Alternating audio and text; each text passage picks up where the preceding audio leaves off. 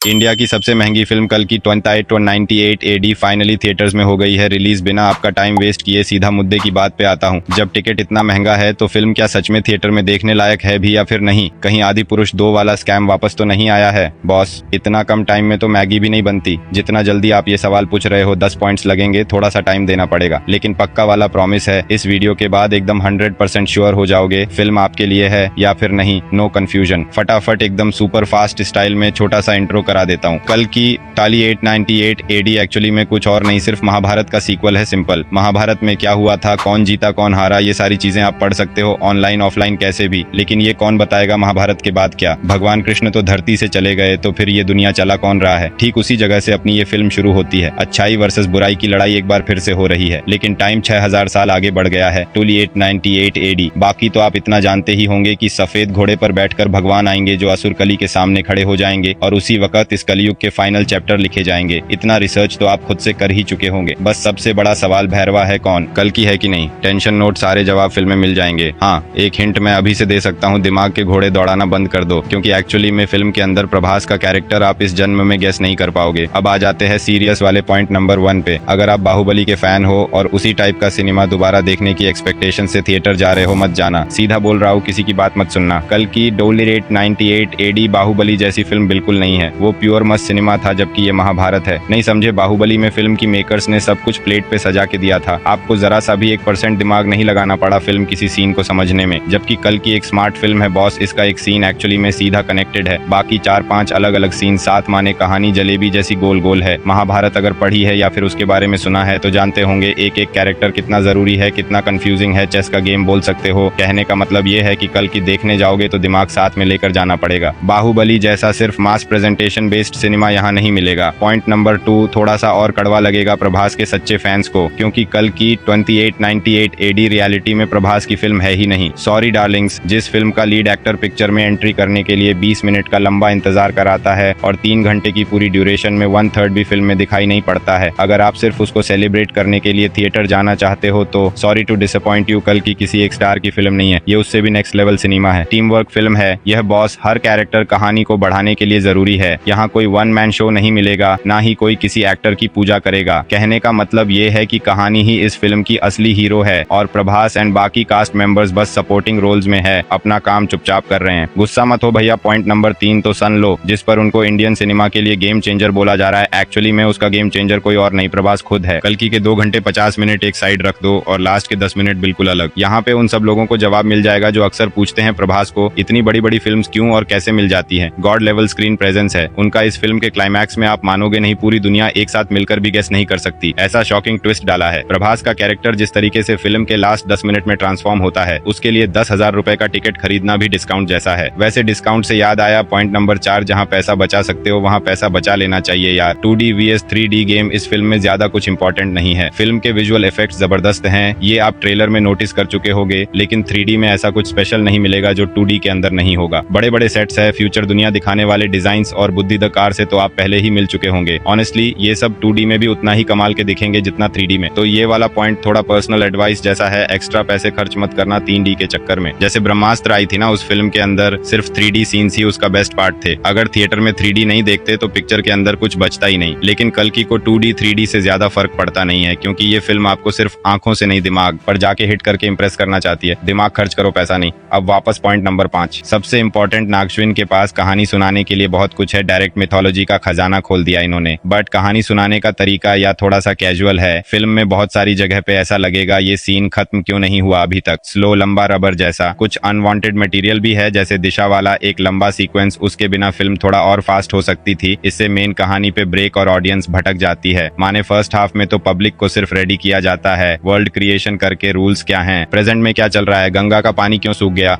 वगैरह वगैरह। लेकिन सेकंड हाफ आते ही नगाश्विन स्विच हो जाते हैं, नैरेशन से सीधा प्रेजेंटेशन पे। Action action action. 80% फिल्म का सेकंड हाफ ओनली मारधाड़ होगा। और यहीं से पॉइंट नंबर 6 है, जिसको सुनते ही आपको कानों पे यकीन नहीं होगा। पहली बार 10 सालों में प्रभास को इतना बुरी तरह पिटते देखा है मैंने। और उनको पीट कौन रहा है?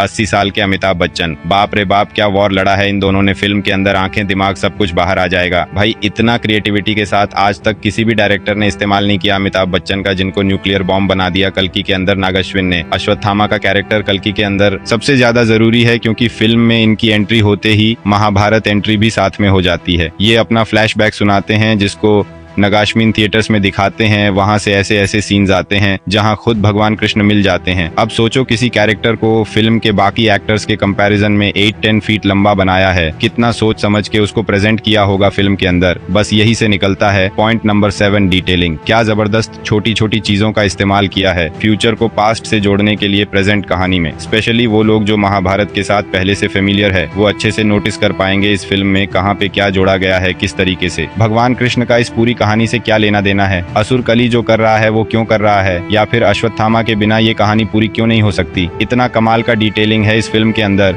कि जो बंदा ऊपर वाले सवालों का जवाब पहले खुद नहीं जानता था, अब 100 लोगों की भीड़ को सब कुछ समझा है। एक एक छोटी छोटी डिटेल कहानी में सही टाइम पे सही जगह पे रिवील करके ऑडियंस को झटका देना, यही सबसे बड़ा एक्सपेक्टर है इस फिल्म का। पॉइंट नंबर 8 फिर से कुछ लोगों को दुखी करने वाला है क्योंकि शायद बाहुबली के बाद ये इकलौती ऐसी फिल्म होगी जिसमें प्रभास द एक्टर को एक्सपोज किया गया है। हिंदी डबिंग आप लोग डर रहे थे ना कहीं गड़बड़ ना हो जाए, शरद केलकर को इग्नोर करके सबसे बड़ी गलती कर दी है पक्का इस फिल्म के मेकर्स ने। तो तेल लेने गया आपका शक, प्रभास ने सबको झटका दिया है। व्हाट द फक बॉस बंदे की डायलॉग डिलीवरी हिंदी में परफेक्ट है माने खतरनाक। सबसे बड़ा टेस्ट तो यही था, प्रभास नॉर्मल हिंदी में स्ट्रगल करते हैं, कॉमेडी शेड जो भैरवा के कैरेक्टर की जान है वो फनी कैसे हो पाएगा। गुरु प्रभास ने पता नहीं ये कैसे किया। हिंदी में बंदे ने सारे इमोशंस को परफेक्ट बैलेंस के साथ हर सीन में डिलीवर किया है, एकदम क्वालिटी के साथ। काफी लोग बहाना ढूंढ रहे हैं, फिर उनको शुरू से ही नीचे गिरा के खुद को कूल साबित करने का, वो बहाना आपको प्रभास से नहीं मिलेगा, गारंटी मेरी। हाँ, एक शिकायत तो मेरी भी है, लुक्स वाइज प्रभास को थोड़ा और बेटर प्रेजेंट कर सकते थे नागी बाबा। ये थोड़ा लेजी अनफिट कैरेक्टर ज्यादा बन गया, जबकि आप एक्चुअली एक स्मार्ट कैरेक्टर इमेजिन कर रहे हो जो शॉर्टकट से काम चलाता है, दिमाग से सबका बाप है। ये ढीला ढाला आउटकम नॉट गुड। अच्छा, पॉइंट नंबर 9 जिसका सबको इंतजार था उसी टाइम से जब ये फिल्म अनाउंस हुई थी, कैमियो सरप्राइजेस, कौन कौन छुपा हुआ एक्टर सन के अंदर देखने को मिलेगा। देखो सीक्रेट्स बहुत सारे हैं, काफी बड़े बड़े फेवरेट एक्टर्स इंपॉर्टेंट रोल में नजर आएंगे,